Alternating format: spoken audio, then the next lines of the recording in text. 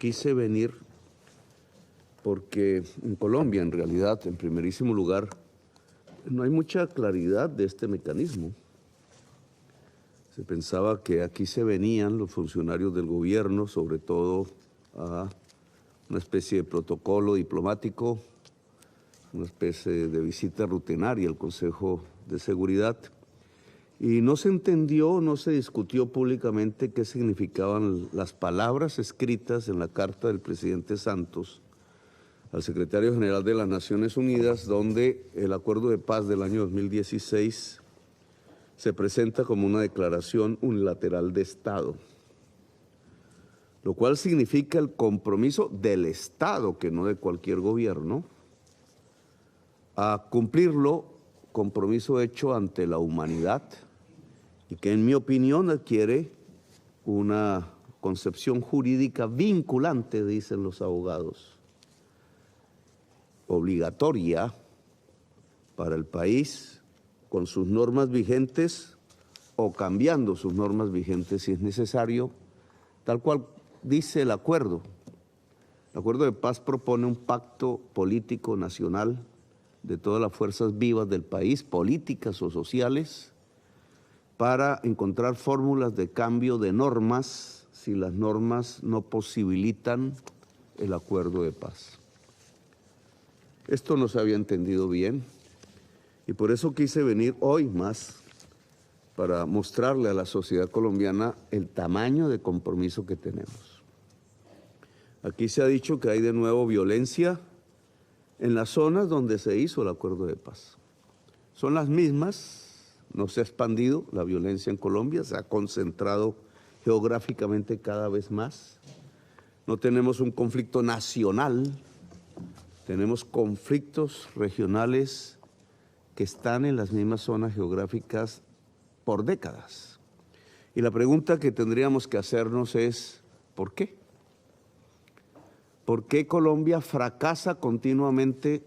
Llevamos 2 siglos y medio haciendo guerras entre nosotros mismos por diferentes razones, en contextos mundiales diferentes, y fracasando en los procesos de paz en los que nos empeñamos. Colombia tiene decenas de guerras civiles en su historia y decenas de procesos de paz. Sin embargo, la violencia sigue ahí. Si no voy a la historia, sino a la época contemporánea y quisiéramos hacer un resumen de números, la Comisión de la Verdad, que surge de este acuerdo de paz y que presentó su trabajo, es uno de los hechos más importantes de cumplimiento.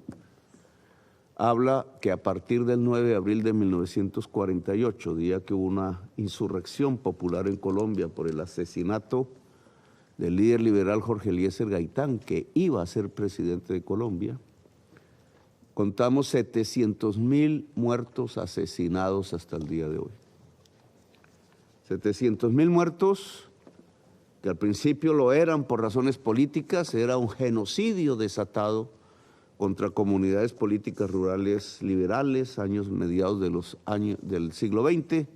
Después fue el producto de la represión del Estado contra la insurgencia armada que surgió del primer conflicto y quiso cambiar el Estado colombiano en la época de la Guerra Fría y más o menos como otros conflictos del mundo.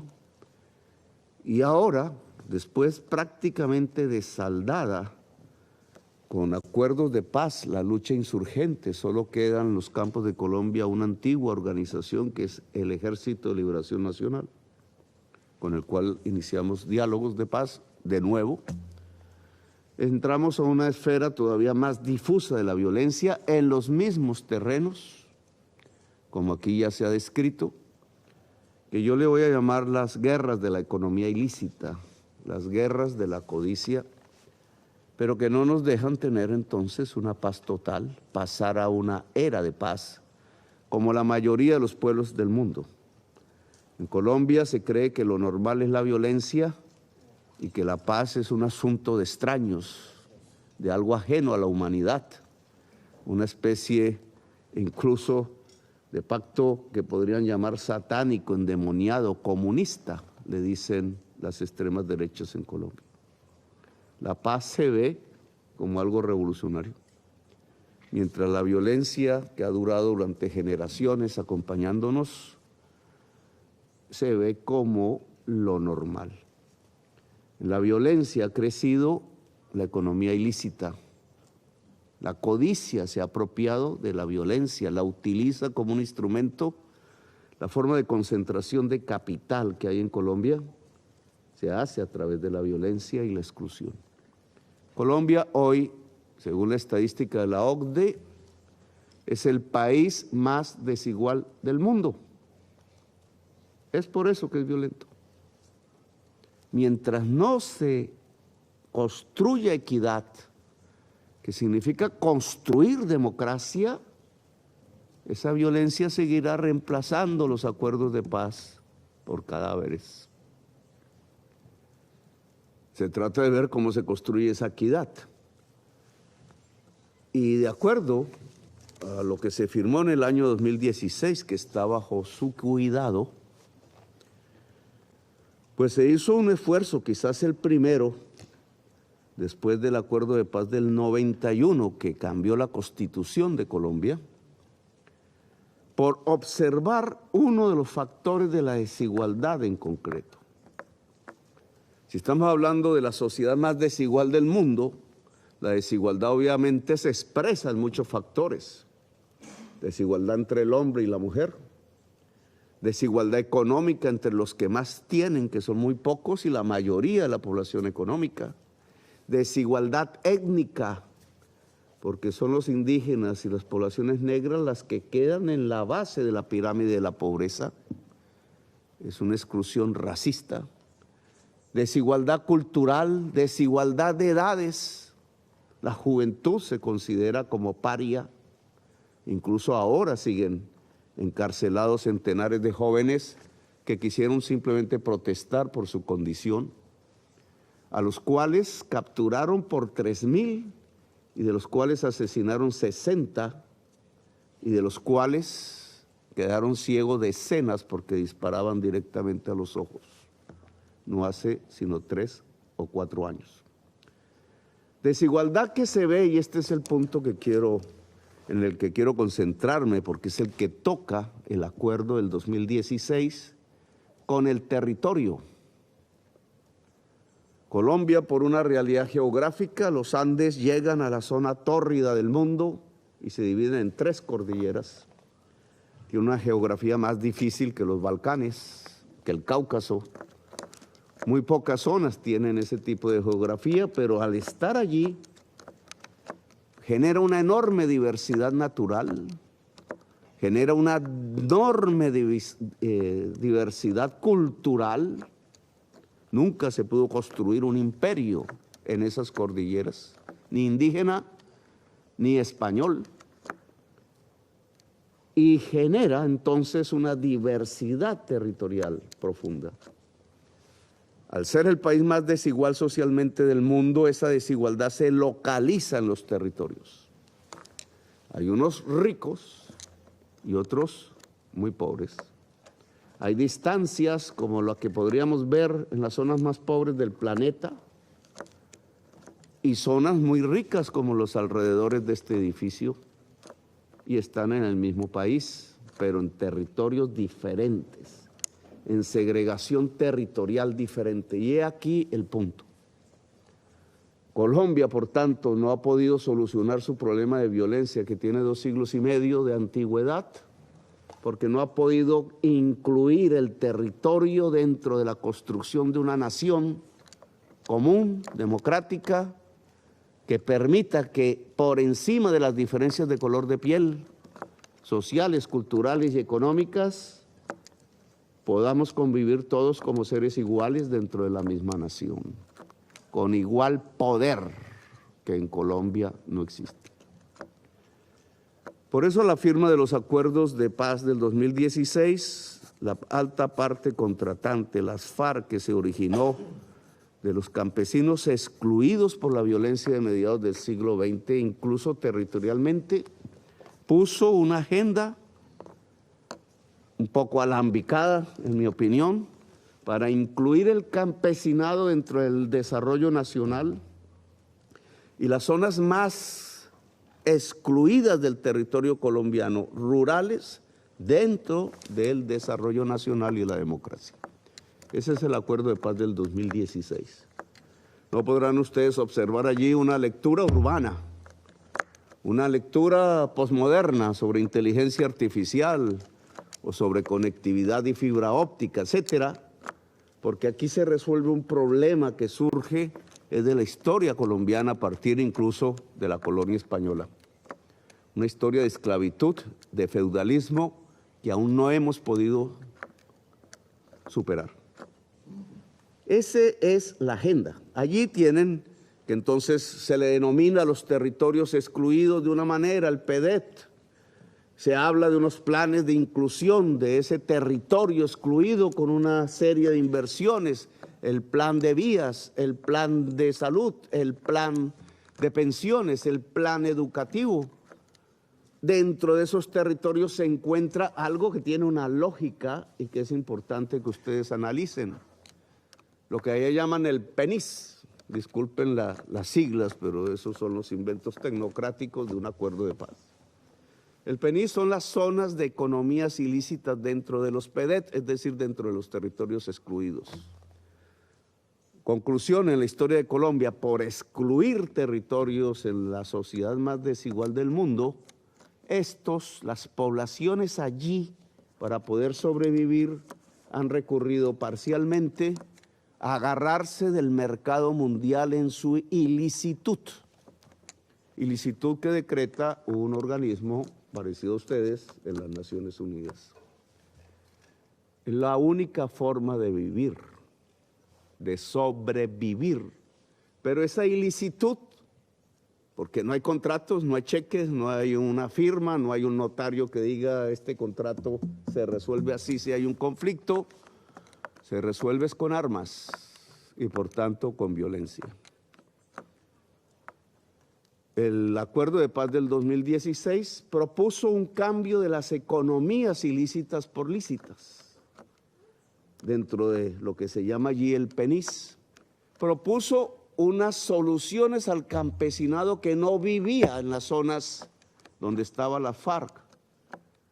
La reforma agraria, es decir, resolver lo que los españoles produjeron hace 2 siglos y medio al traer su estructura feudal de tenencia de la tierra.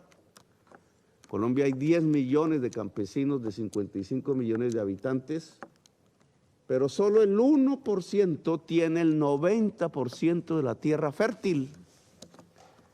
Y ese 1% ha usado la tierra fértil no para producir comida, sino para lavar los activos del narcotráfico, y la defiende a sangre y fuego. Por eso tenemos millones de desplazados, centenares de masacres.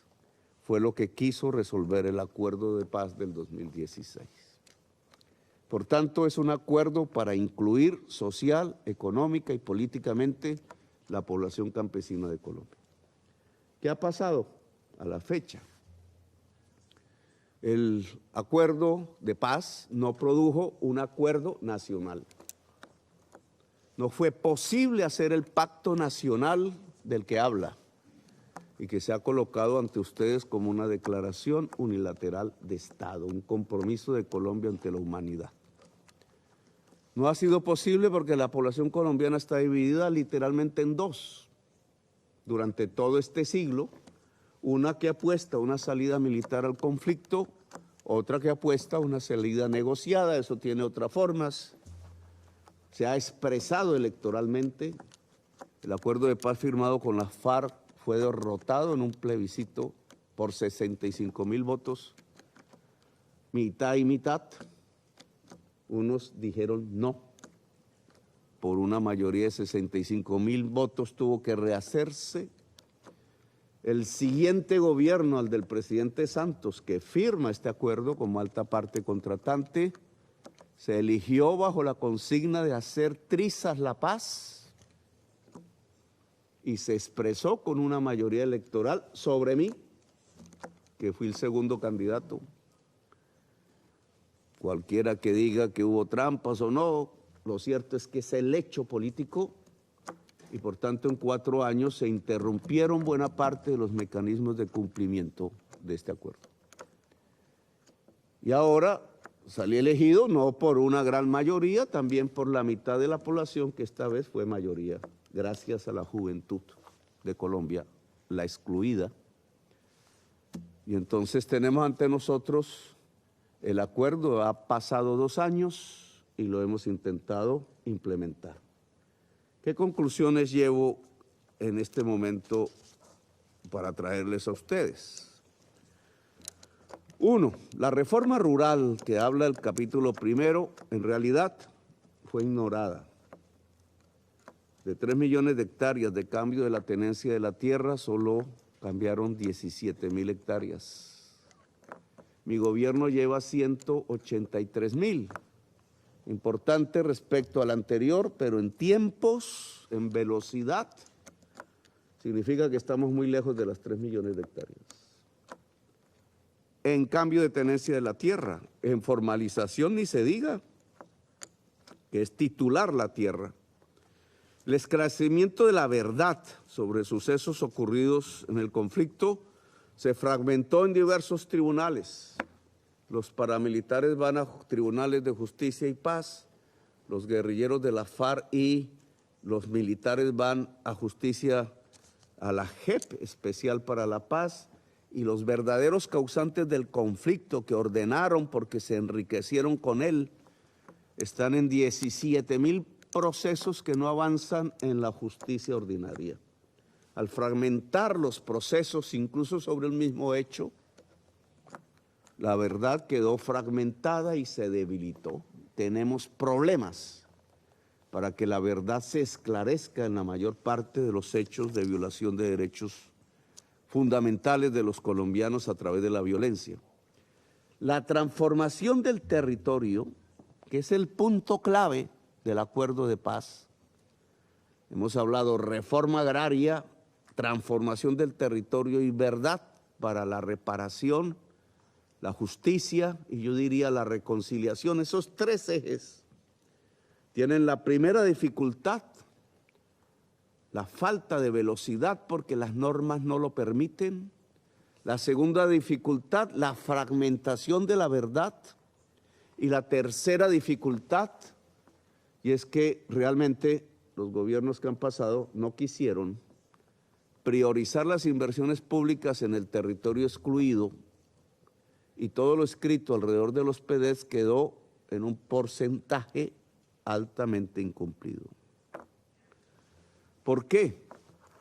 Porque la tradición económica de Colombia es invertir sus recursos públicos en las zonas de más alta riqueza. Por eso somos el país más desigual socialmente del mundo.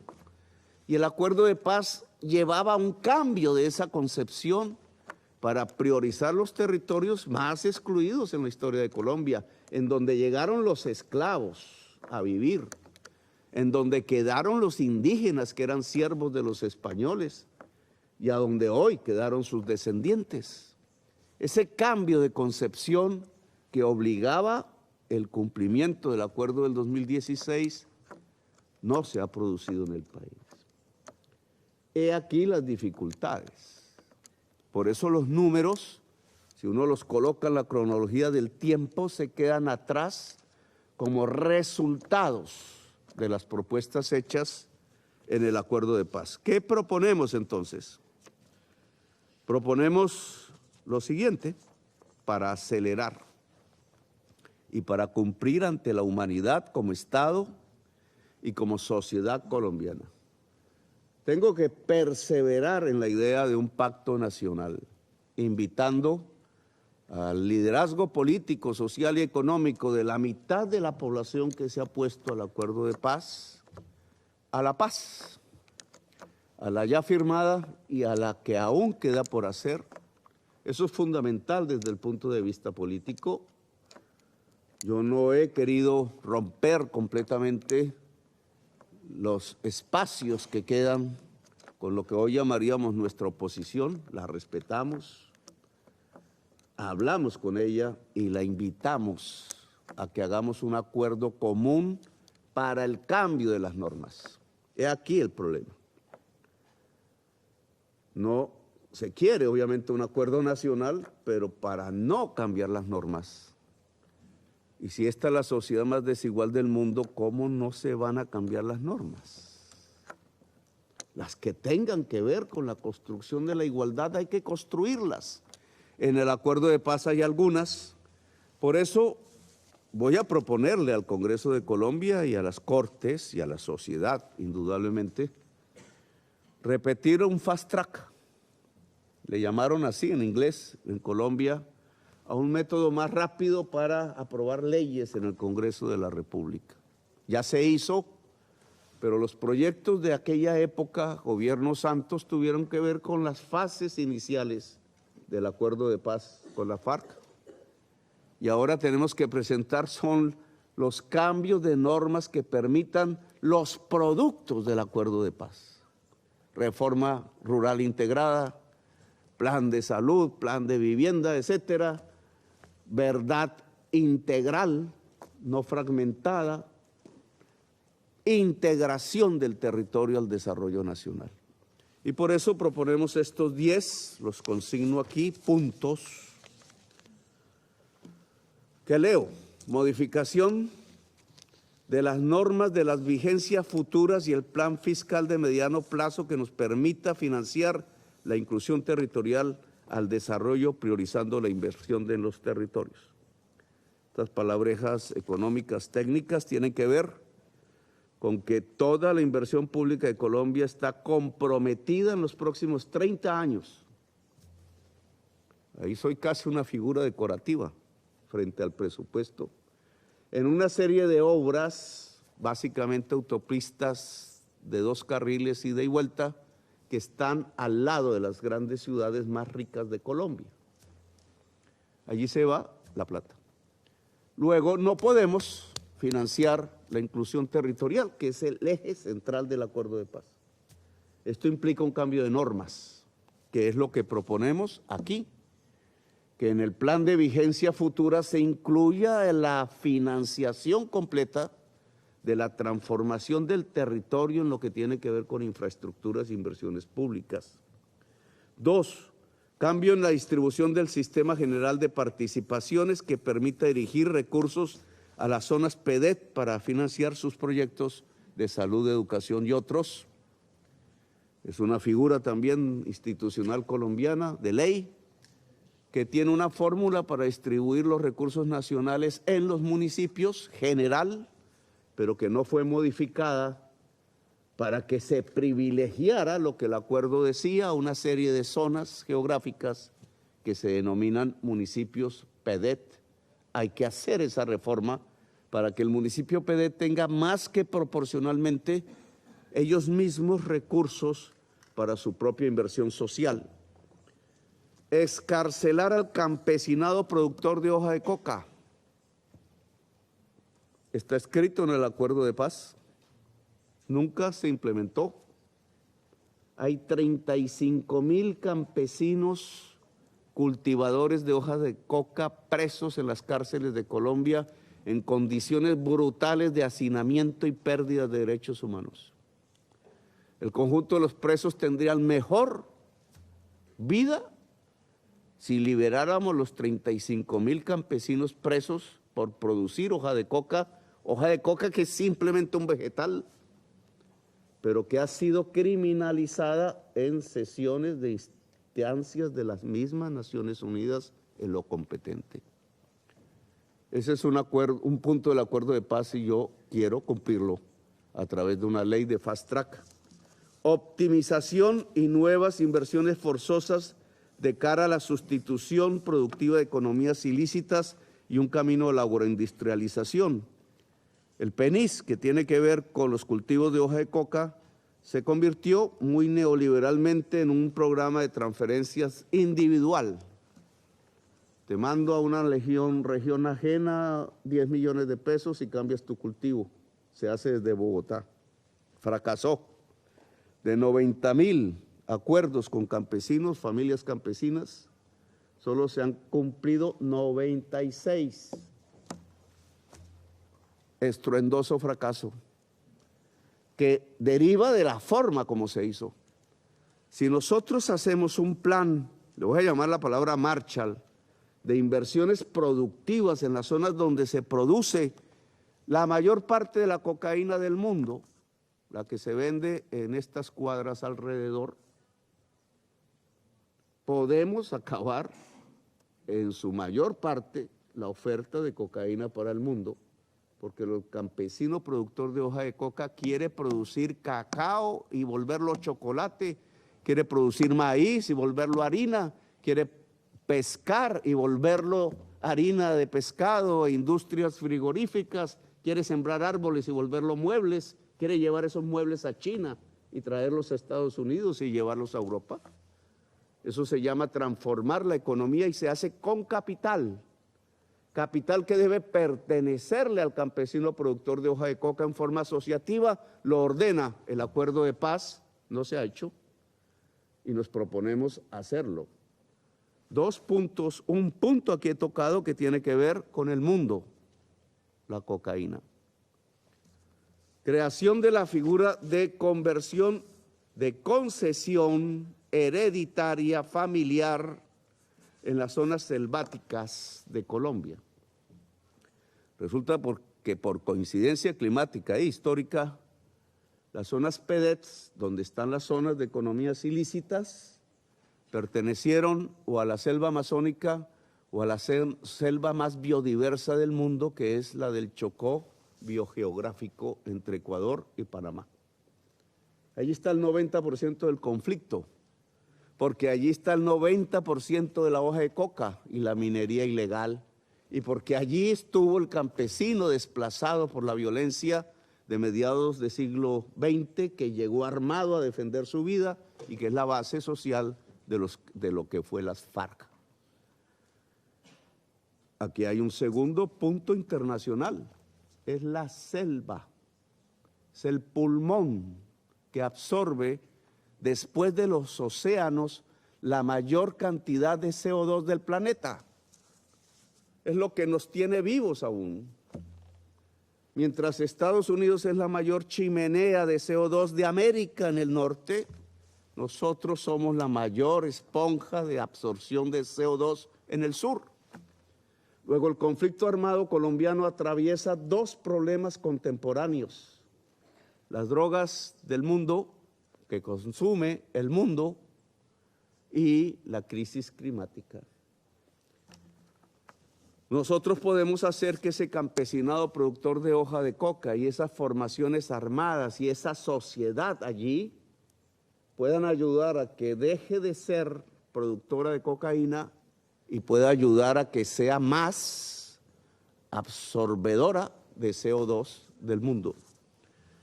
Una reforma agraria que contenga la modificación de las normas actuales para la compra administrativa express de la tierra. La ley actual no lo prohíbe, lo remite a los jueces y los jueces demoran décadas resolviendo el que una hacienda fértil pero improductiva pueda ser entregada al campesinado.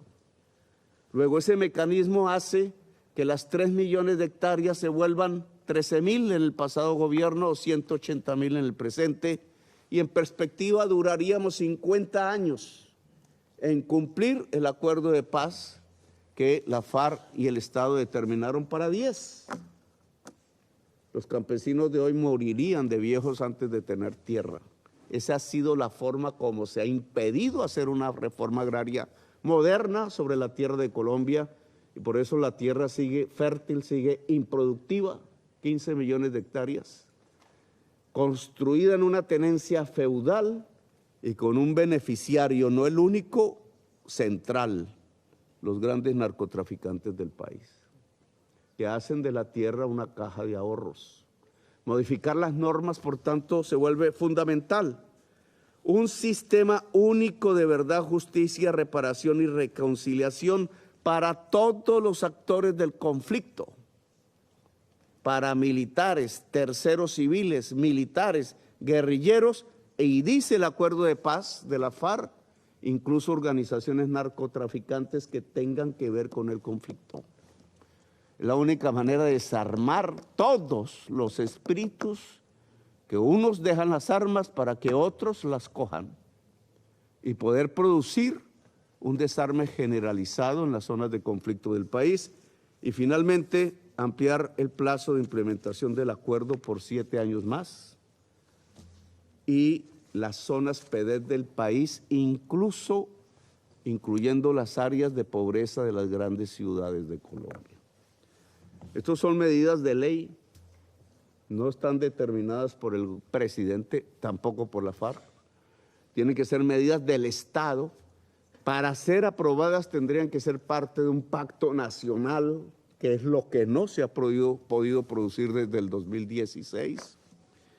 En un procedimiento fast track nos llevaría a reducir los plazos de tiempo para cumplir con efectividad el acuerdo de paz firmado. Lo vamos a presentar pues a la sociedad colombiana y al Congreso, pero quisiéramos dejarla aquí refrendada ante ustedes como parte de la declaración unilateral de Estado que se firmó con la alta parte contratante de la FARC. Yo me reuní con ellos hace una semana en el Palacio de Nariño, donde es la sede del gobierno, y termino, y me disculpan, básicamente exhortándolos como parte de las Naciones Unidas a una toma de decisiones. Si yo coloco el valor de lo que representa la reforma agraria, le sumo lo que representa la inclusión del territorio excluido de Colombia y le sumo lo que representaría un sistema único de verdad, reparación, justicia y reconciliación. Tengo una cifra que digamos en dólares, yo la tengo en pesos, 160, 200 billones de pesos. Eso me da unos 50,000, no sé si me hacen las cifras aquí. 50,000 millones de dólares en español, que en inglés dicen billones, 50 billones de dólares, que Colombia no tiene. Es más, no tiene porque estoy precisamente al frente de una situación económica mundial y local. Nos sobreendeudamos para cumplir tareas del COVID, mal o bien hechas, debió ser una emisión de dinero, fue un endeudamiento express con el FMI, pagadero a 2 años, que es este año y el año entrante, que me hace subir la deuda de 70 a 112 billones. Se hundieron varias propuestas de reforma tributaria. Los sectores más adinerados de Colombia son reacios a tributar más y entonces estamos literalmente ahorcados financieramente. ¿Cómo se puede cumplir el acuerdo de paz si hay un ahorcamiento presupuestal del gobierno colombiano? Aquí viene mi propuesta hacia ustedes, que no es solicitar colaboración país por país, no funciona. La plata se va en cursos, no tiene eficacia, y aquí tenemos que tener eficacia. Yo creo que es potenciando la capacidad financiera del Estado colombiano, no necesitamos regalos. Y veo 2 métodos que se han propuesto desde el gobierno colombiano que serían claves si se destinan a los 3 ejes del Acuerdo de Paz del 2016, la reforma agraria, la inclusión territorial y el sistema único de verdad, justicia y reparación. 1, que nos quiten el riesgo en el endeudamiento de Colombia. Decía ahora, ¿por qué se utiliza la figura del bloqueo económico para derrotar rivales? Eso tumba las economías de un país, la empobrece de inmediato. ¿Por qué se utilizó, al contrario, planes Marshall para construir economías aliadas? Europa posguerra, Corea posguerra. ¿Y por qué Colombia, que hace un esfuerzo de paz de esta dimensión, que puede enseñarle al mundo en tantos aspectos, en las drogas, en la justicia transicional, en el levantamiento de minas, en la reconciliación, en el encuentro entre combatientes, en la reconstrucción como ser libre del combatiente, etcétera. ¿Por qué no tiene un espacio de reconstrucción económica si necesita economía y dinero para solucionar los problemas que ocasiona la violencia? Y cuando estos problemas van de frente a problemas del mundo, como las drogas, cocaína y como la crisis climática, selvas, ¿no habría aquí un trato mutuo mucho más honorable, digno y contundente?